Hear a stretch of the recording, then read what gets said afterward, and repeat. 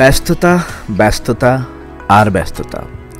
বয়স যত বাড়ে ব্যস্ততা জীবনের আষ্টে পৃষ্ঠে ততই জড়িয়ে যায়। মানুষ বড় হয়, তার সাথে বাড়ে দায়িত্ব।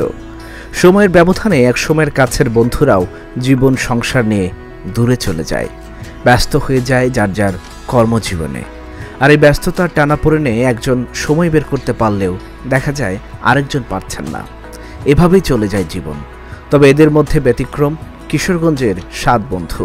ভ্রমণকে জীবনের অন্যতম অনুষঙ্গ হিসেবে গ্রহণ করেছে তারা। এই ৭ বন্ধুর ভ্রমণ শুরু হয়েছিল ২০০৮ সাল থেকে। ৭ বন্ধু মিলে প্রতি বছরই ভ্রমণ শুরু করেন তারা। পরবর্তীতে একত্রিত হয়ে তাদের গ্রুপের নামকরণ করেন 7 সার্কেল। জিকু, সাইফুল, মাসুদ, দীপু, মুন্না, জালালি এবং পিঙ্কু। বাস্তব জীবনে ৭ বন্ধুকে নিয়ে গঠিত এই 7 সার্কেল। তবে ব্যস্ততার বলয়ে পড়ে এই 7 সার্কেলের ভ্রমণে ছেদ পড়ে। আশ্চর্যজনকভাবে বিগত ৬ বছর তাদের ভ্রমণ করাই হয়নি। ৬ বছর আগে যখন 7 সার্কেল ভ্রমণ করত তখন পারিপার্শ্বিক অবস্থান ছিল ভিন্ন রকম। কিন্তু এখন সময়ের ব্যবধানে সবাই যার যার কর্মস্থলে ব্যস্ত। কিন্তু এভাবে আর কত? একে একে তো ৬টি বছর চলে গেল। এইভাবে আর চলতে দেয়া যায় না। তাই সমস্ত প্রতিকূলতাকে ছুঁড়ে ফেলে 7 সার্কেল বেরিয়ে গেল খুলনার সুন্দরবনের উদ্দেশ্যে। চলুন আজ তাদের সাথে আমরাও যাব সুন্দরবনে।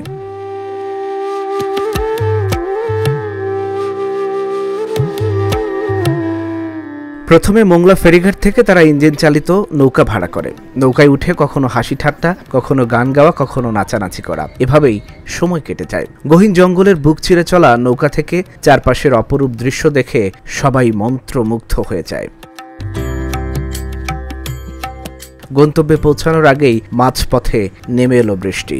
সেই বৃষ্টিতে ভিজে ঠিক কৈশোরে পৌঁছে যায় সবাই।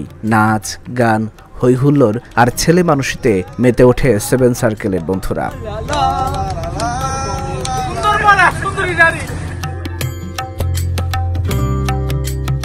শেষ হয় প্রায় ৩.৫ ঘন্টার জার্নি।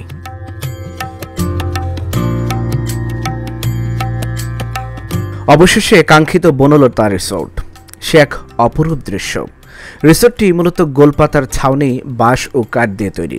সুন্দরবনে এত গোছানো রিসোর্ট কল্পনার বাইরে। তবে আধুনিক এই সময়ে পর্যটকদের রুচির সাথে তাল মিলিয়ে তৈরি করা হয়েছে রিসোর্টগুলো। এখানে এসে 7 সার্কেলের বন্ধুরা সুইমিং পুলে একসাথে গোসল, লাফালাফি, ছোটাছুটি, আবার শিশুদের মতো দোলনায় দোল খেয়েছে। ক্লান্ত বন্ধুদের জন্য রাতে রিসোর্টে আয়োজন করা হয় দাতিনা মাছের বারবিকিউ। গভীর রাতে বারবিকিউ পার্টি শেষ করে সুন্দর সেই মুহূর্তকে উপভোগ করার জন্য নেচে গিয়ে সময় কাটান তারা। এভাবেই হতে থাকে ভোর।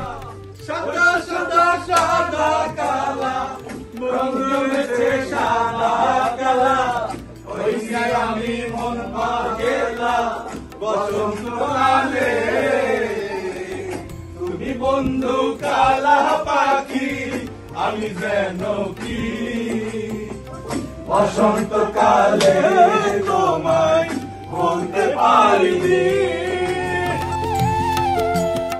ভ্রমণ মানুষকে বিনয়ী করে তোলে। আমি জীবনে অনেক ভ্রমণ করেছি, কিন্তু সুন্দরবনের ভ্রমণ ওয়ান অফ দ্য বেস্ট।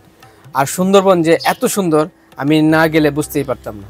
7 সার্কেলের এই পর্যন্ত যতগুলো ট্যুর হয়েছে, সুন্দরবন ট্যুরটা আমার কাছে সবচেয়ে ভালো লাগছে। কেন ভালো লাগছে? আমাদের মনের যেই দুঃখ, বেদনা, কষ্ট, আনন্দ সবকিছু আমরা এখানে এসে শেয়ার করতে পারছি। সকাল থেকেই সুন্দরবনের বিভিন্ন এলাকা গহীনে আমরা নিজেরা বিচরণ করেছি, প্রকৃতিটাকে উপভোগ করেছি একান্ত করে, বন্ধুদেরকে নিয়ে মিলেমিশে অত্যন্ত আনন্দময় ছিল। খুব সকালে ঘুম থেকে উঠে গ্রুপ ছবি তুলে, ক্যারাম খেলে, তারপর সকালে নাস্তা করে ছোট নৌকায় করে সুন্দরবনের অনন্ত গহীনে যাত্রা শুরু। নির্জন নিস্তব্ধ সুন্দরবনে বাঘ ও বিভিন্ন হিংস্র প্রাণীর আক্রমণের ভয়ের রোমাঞ্চ নিয়ে বন্ধুদের সাথে শুরু হয় এদিক সেদিক ঘুরে বেড়ানো। আবার কখনো নৌকা থেকে নেমে পায়ে হেঁটে চলা। সে ছিল এক অন্যরকম ভালো লাগা।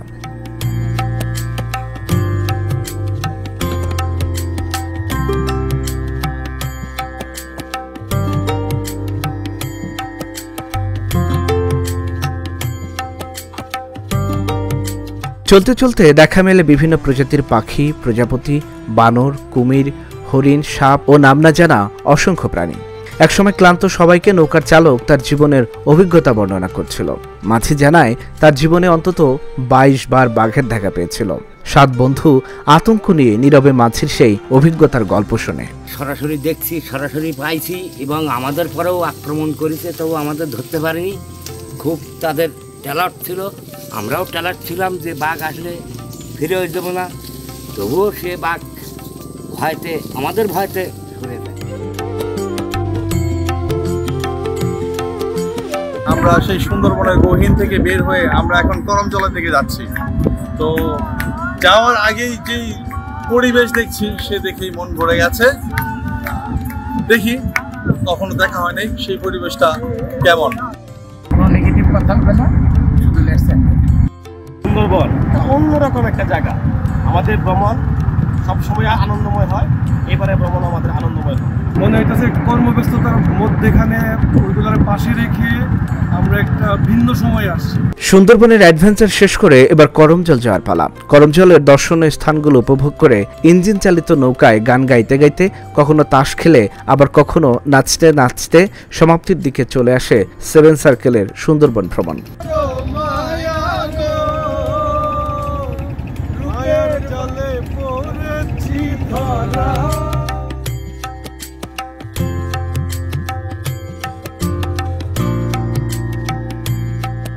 দারুণ এই রোমাঞ্চকর ভ্রমণের অভিজ্ঞতাকে সঙ্গী করে সবাই ফিরে যায় যার যার কর্মব্যস্ত জীবনে। তবে যাওয়ার আগে সবাই প্রতিজ্ঞা করে এবার আর 6 বছর নয়, প্রতি বছরই হবে ভ্রমণ।